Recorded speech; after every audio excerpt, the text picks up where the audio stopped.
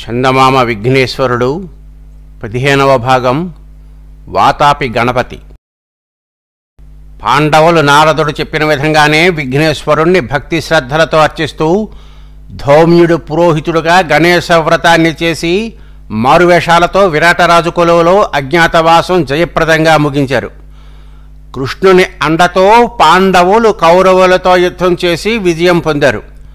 హస్తినాపురంలో ధర్మరాజు పట్టాభిషిక్తుడై రాజ్యపాలన చేస్తూ అశ్వమేధ యాగాన్ని చేయడానికి తలపెట్టాడు.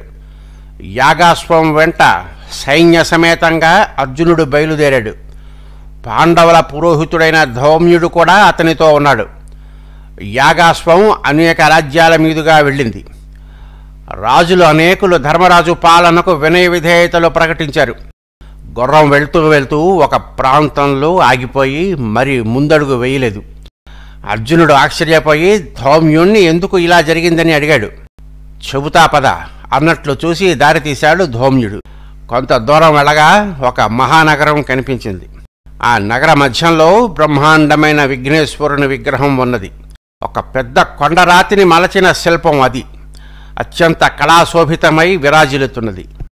అర్జున, విఘ్నేశ్వర దేవుడిని అర్చించి ప్రణామములు అర్పించు. తరువాత వాతాపి గణపతిగా పేరు పొందిన ఈ దేవుని గురించి, వాతాపి నగరం గురించి సవిస్తరంగా చెబుతాను అని అన్నాడు ధౌమ్యుడు.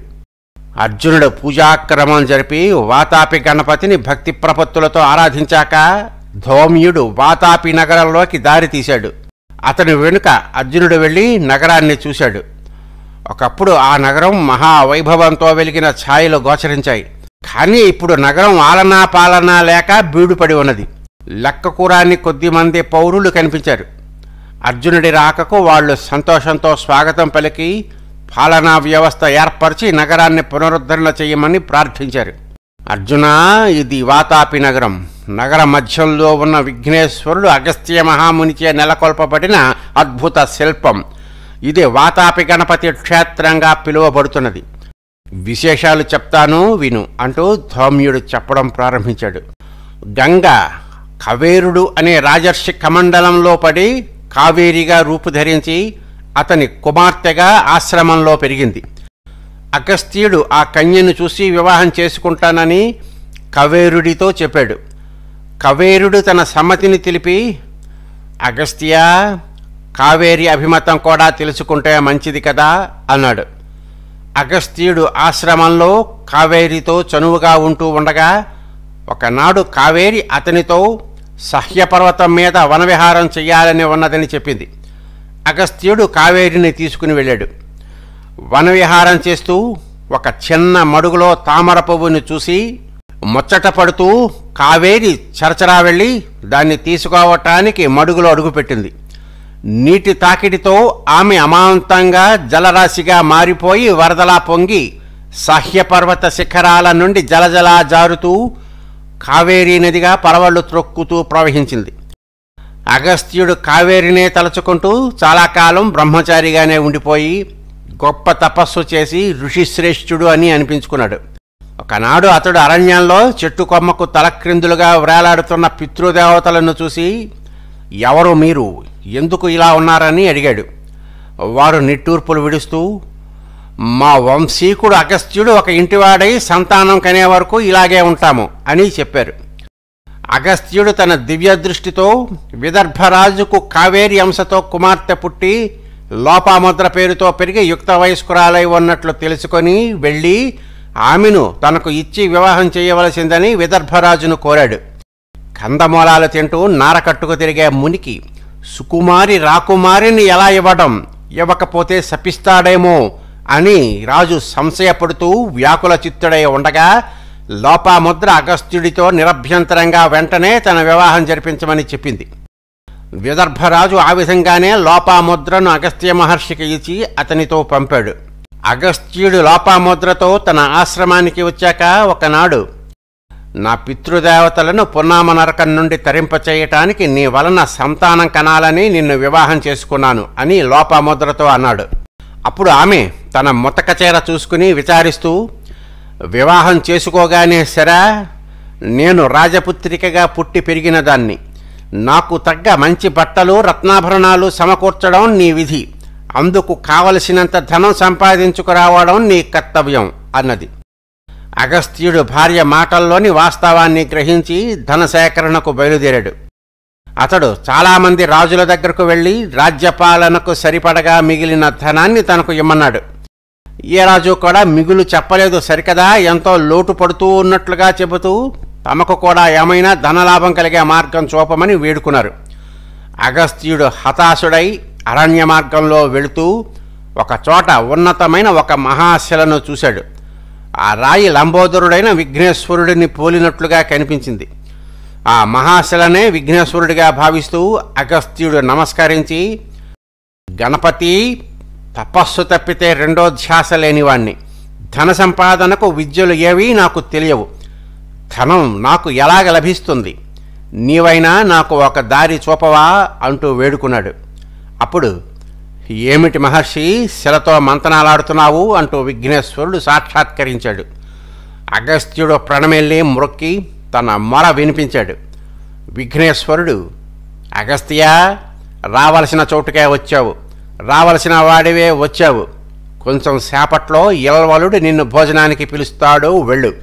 ఇల్వలుడి దగ్గర అంతులేని ధనరాశి మూలుగుతూ ఉంది, నీ వలన కాకల కార్యం కూడా ఉంది అన్నాడు. గణపతి, ఈ మహాశిలలో నీ పోలికలు నాకు కనిపించాయి, అందుచేత ఈ శిల అపూర్వ గణపతి విగ్రహంగా రూపొందాలనే నా కోరిక కూడా సఫలం చెయ్యి అని అగస్త్యుడు కోరాడు. అలాగే అవుతుందిలే అని చెప్పి విఘ్నేశ్వరుడు అంతర్ధానమయ్యాడు. అగస్త్యుడు చాలా అలసి ఉన్నాడు, ఆకలిగా కూడా ఉంది. ఆయాసంగా మహాశిలను ఆనుకుని కూర్చుని అలా చూస్తూ ఉండగా అతిథులను వెంటబెట్టుకుని వస్తున్న ఇల్వలుడు కనిపించాడు. అగస్త్యుడికి విషయమంతా త్రుటిలో తెలిసిపోయింది. ఆ అరణ్యంలో వాతాపి, ఇల్వలుడు అనే గొప్ప మాయావులైన రాక్షసులు ఋషులను, యాత్రికులను, బాటసారులను చంపి ధనాన్ని దోచుకుని పెద్ద రాతి దుర్గంలో పోగు చేస్తున్నారు. ధర్మము మూర్తి భవించిన మహారాజు వేషంతో ఇల్వలుడు ఆతిథ్యానికి తీసుకుని వచ్చిన వారికి వినయ విధేయతలతో మర్యాదలు, కుశల ప్రశ్నలు జరుపుతున్న సమయంలో వాతాపి బాగా కొవ్వు పట్టిన మేకపోతుగా మారుతాడు. ఇల్వలుడు ఆ మేకను తీసుకుని వచ్చి చంపి వండించి మేక మాంసంతో భోజనం పెడతాడు. అతిథుల భుక్తాయాసంతో విశ్రమిస్తున్న సమయంలో ఇల్వలుడు గొంతెత్తి వాతాపి, వాతాపి అని పిలుస్తాడు. వాతాపి అతిథుల పొట్టలు చీల్చుకుని వస్తాడు. ఆ దుర్మార్గులు చేస్తున్న పనికి అగస్త్యుడి ఒళ్ళు మండిపోయింది. ఇల్వలుడు అగస్త్యుడిని సమీపించి, వీడెవడో చాలా గొప్ప ఋషిలాగా ఉన్నాడు, ఇలాంటి వాళ్లను ఎంతమందిని హతమార్చితే అంత మంచిది అని అనుకుంటూ సవినయంగా భోజనానికి ఆహ్వానించాడు.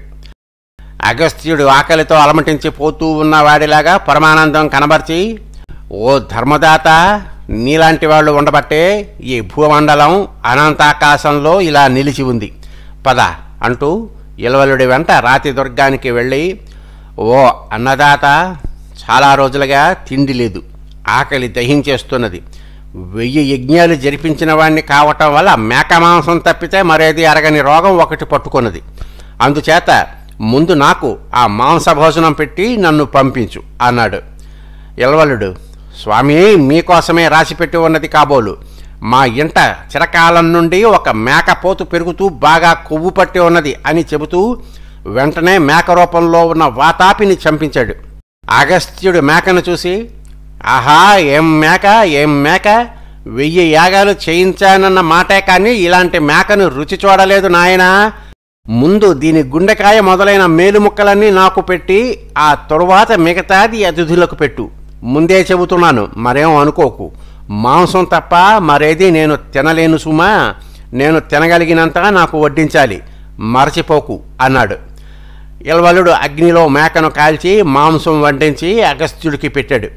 ఎంత వడ్డించినా తినేస్తూ అగస్త్యుడు పూర్తి మేకపోతు మాంసం ఆరగించి త్రేయించాడు. ఇల్వలుడు ఆశ్చర్యంతో పాటు కొంచెం భీతి కూడా పడుతూ, స్వామి, తమరు మంచి ఘనాపాఠీల్లాగా ఉన్నారే అన్నాడు. అగస్త్యుడు చిరునవ్వు నవ్వి, ఘనాపాఠీల్లో ఘనాపాఠీగా మన పేరు ముల్లోకాలకు తెలిసినోయి, ఏది కాస్త మద్యం తెప్పించు, ఒక కుండెడు చాలులే అన్నాడు.